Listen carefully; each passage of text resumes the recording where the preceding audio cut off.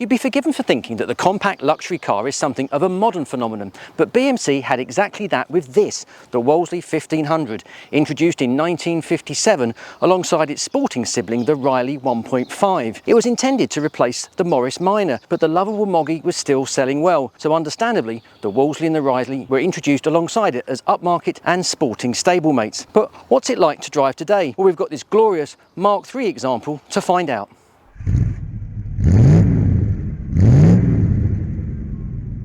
But first, our friends at Lancaster Insurance are running monthly giveaways. You can win all sorts, from experience days to tools, restaurant vouchers and tech. So click the link below at the end of the video to enter their latest competition. First time in a Wolseley 1500. So the 1500 was Wolseley's reintroduction to compact luxury motoring after it arguably abandoned the sector in 1948 when the pre-war Wolseley Ten was phased out.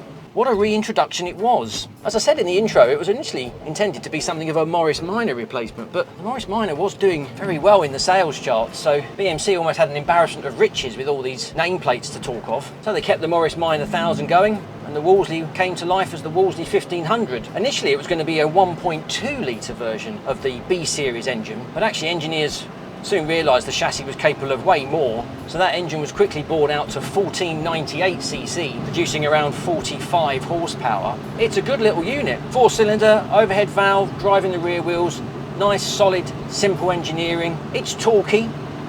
The car's not heavy, so it's plenty responsive enough under the throttle there. Fun little bit of trivia, there's supposedly around 110 1.2 Wolseleys that were made for the Irish market. Whether any of those still exist or not, I have no idea, but it'd be fun if we could find one. One of the notable characteristics of the B series engine is quite how torquey it is. I mean, you can just sort of pull away even in third at a low speed and it just sort of pulls away really cleanly. It's lovely. Motor Magazine claimed they got about 36 to the gallon, so it's quite frugal. And at 3.8 metres long, 1.5 metres wide and high, it's not dissimilar to a modern Mini, and it's quite a bit narrower than a modern Mini. It's got a floor-mounted 4-speed gearbox, which would have first seen the light of day in the MG Magnet. It's actually a really nice gear change.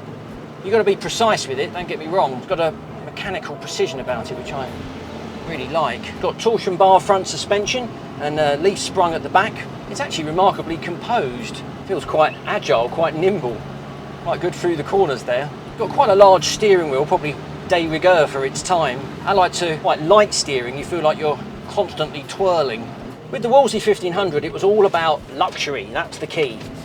So whereas a Morris Minor would have made do with bare metal fascias and things like that, this had elegant wood, lovely Smith styles. You've got this speaker in the middle. Much was made of the leather seats. You got vinyl ones in the Fleet model, but leather seats in the family edition. So basically it was a posh Morris Minor, and a good one at that. So you imagine being introduced in 1957. This predates the opening of any motorway in the UK.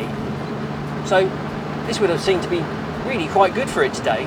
There were some people that lamented the fact that the Wolseley never got the larger 1622cc B-series engine that the Farina got, but it doesn't really need it. By the time you get to these models and the car's got 52 horsepower, it feels plenty brisk enough. Come a contemporary advert I saw from 1961, the Fleet model was selling for a total of £729, while the family edition, which this one was, sold for £757.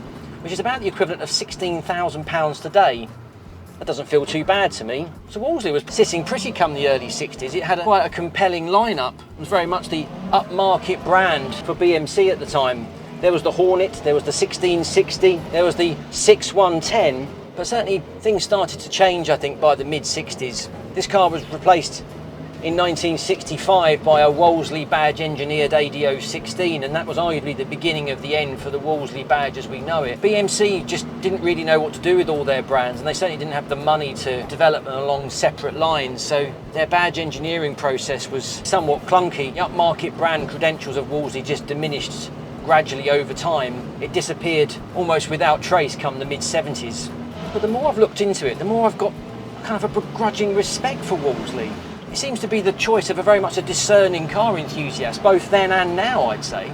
And they're a bit of a sort of unsung hero, I reckon. I mean, everyone knows about the Morris Minor, but actually, the Wolseley 1500 is arguably just a better version of the Morris Minor, which of course it was always intended to be. I'm driving this along today, I'm thinking, this is great, I really want one. Because it definitely harks back from a bygone age, a pre-motorway age at that. And sure, there are compromises to its engineering prowess by modern day standards. Just got a thumbs up there from a modern VW Beetle driver. But it's actually really drivable. You can just poodle along. I'd love to just sort of spend a day travelling along some country roads in this. The B-Series engine is fantastic. And of course, because the B-Series engine was used in so many applications, the parts availability is really good for it. And they're really DIY friendly. In terms of basically going for a less obvious choice of a sort of compact British family car, the Wolseley 1500 ticks all those boxes for me. Those upmarket attributes which would have made it stand out in the 50s just makes it that little bit more livable today. So what's not to like? Wolseley 1500 is just, it's fantastic. The adverts proclaim, buy wisely, buy Wolseley. I think you probably would be quite wise if you bought one of these.